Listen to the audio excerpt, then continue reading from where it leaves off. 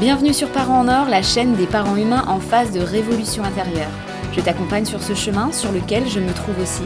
Je partage avec toi mes réflexions, mes prises de conscience et tous les éléments qui me permettent d'éveiller mon esprit et d'éclairer ma parentalité.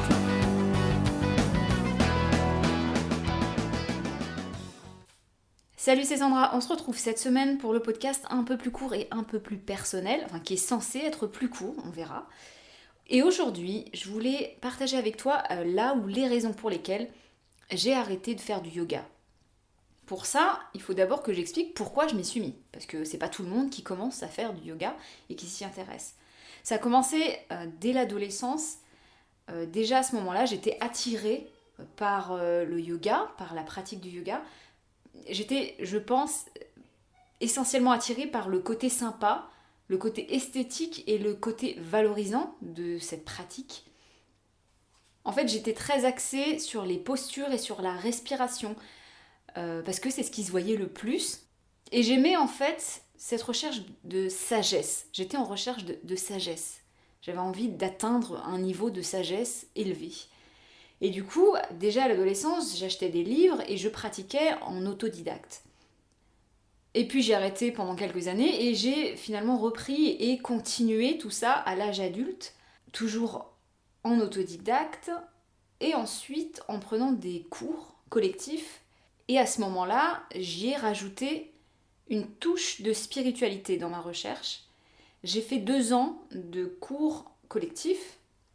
La pratique du yoga, c'est une pratique, c'est même un mode de vie qui est vraiment intéressant, qui n'est pas à remettre en cause, c'est-à-dire que c'est pas parce que moi j'ai arrêté par exemple que ça veut dire que ça ne doit pas exister.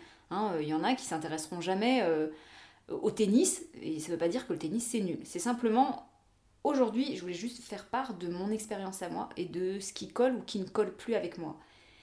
Et quand j'ai commencé à me mettre vraiment sérieusement au yoga, j'ai ressenti plein de bénéfices. C'était par exemple, ne serait-ce que ça comme bénéfice, c'était des moments rien qu'à moi, égocentré sur ma personne, rien qu'à moi.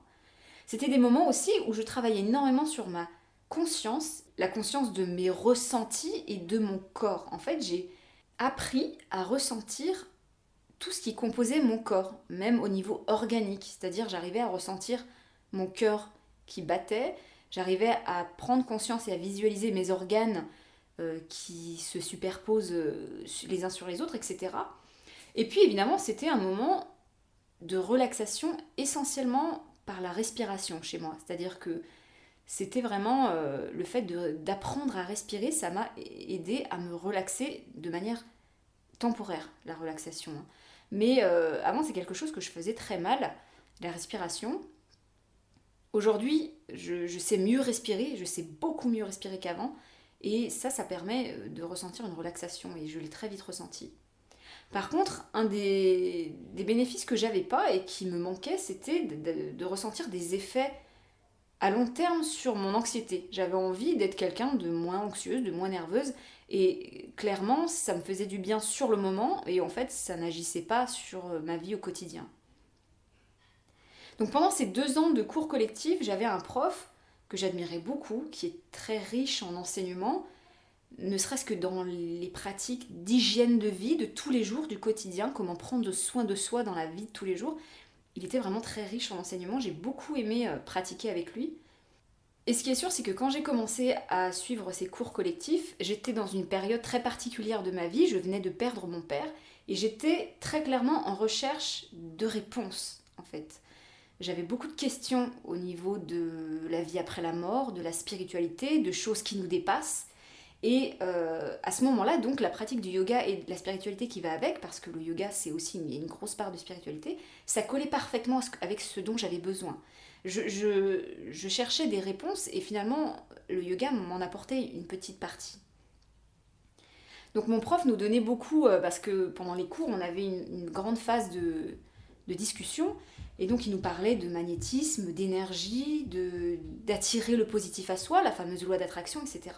Et à ce moment-là, j'étais très en demande, je posais même beaucoup de questions à mon prof, je posais beaucoup de questions sur le magnétisme, le fait de transmettre de l'énergie par la pensée, etc. Parce que j'avais mon père en fait en pensée, et je me demandais toujours si j'avais pas loupé le fait de ne pas avoir réussi à transmettre à mon père un peu de mon énergie pour pouvoir combattre sa maladie, etc. Donc j'avais beaucoup de questions et je m'intéressais énormément à ça.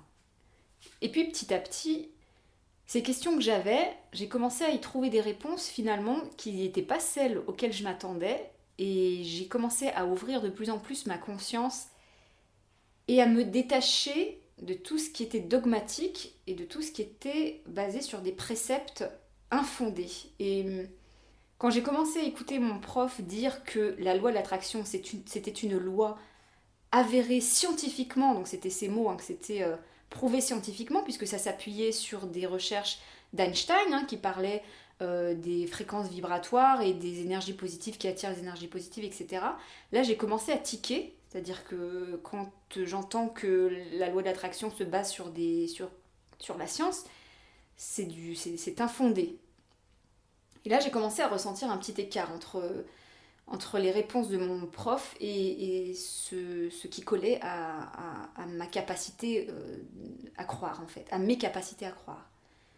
Et donc, petit à petit, en fait, tout simplement, cet écart s'est creusé. Et finalement, les réponses aux questions que je cherchais, j'y ai répondu à ma manière, par des courants qui me sont à moi propres.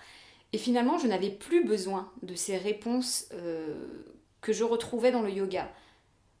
Toutes mes questions sur la vie après la mort, sur tout ce qui nous dépasse, etc., sont des questions auxquelles j'ai aujourd'hui mes réponses, qui sont valables au moment où je le dis. Tout peut changer, tout peut évoluer, mais en tout cas, mes réponses actuelles me conviennent parfaitement.